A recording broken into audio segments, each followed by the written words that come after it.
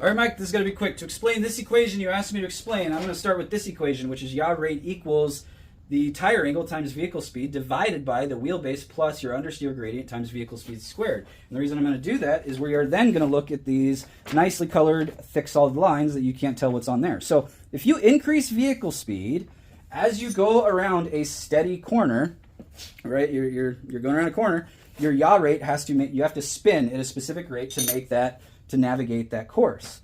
Now, if you're increasing vehicle speed and you have to turn in more, that's called understeer because you have to steer in more. Now, if you're increasing speed and you have to steer out, that's called oversteer, and that's not ideal. And the reason that's not ideal is mathematically, as you increase your speed, if you have understeer, you're just going to lose yaw rate till you have a peak. At 0.1, it happens there. At 0.5, understeer gradient happens there, and that's also for 1. For understeer, if you have the same inverted numbers, if your understeer is negative, you immediately start turning in harder as soon as you start navigating that path. And there's a thing called critical speed, where regardless of how good of a driver you are on YouTube and an S2000P telling people they suck, your car's still going to spin out.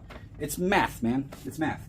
And so what's really cool is if you take the derivative of that equation, you get an extra 0 up here, which allows you to play with some stuff that doesn't end up in infinity. Well, what is that? So the nice thing about an understeering car is after you reach that critical or characteristic speed, you can keep going.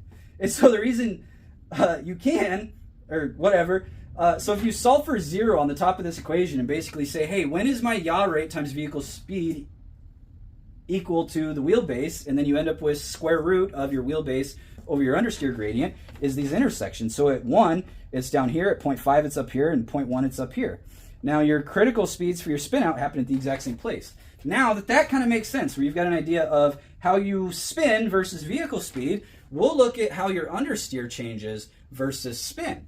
And so this new equation, which takes yaw into account instead of tire slip angle, because you could have a drift car where the front tires are understeering, but the car is still over yawing. So the old methods don't account for that, but this does. So your understeer gradient is 1 over vehicle speed squared. So as your vehicle speed increases, your understeer gradient's decreasing, as you can see here.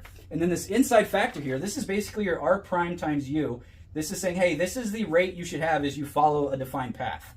It's on the top, it's on the bottom, and then you've got your yaw rate on the top and the bottom, but a minus and a plus. So if we say, hey, my yaw rate is 0, and we're right here, then that goes to 0, that goes to 1, and our understeer gradient just becomes a function of inverted speed with a bunch of other units. Now, if you set your yaw rate equal to the expected yaw rate, you're at neutral steer, 0. And if you set your yaw rate to infinity and you keep going, negative infinity over positive infinity is still infinity, washes everything out, you end up at -1. And that's how the yaw rate one works, and I hope that fit.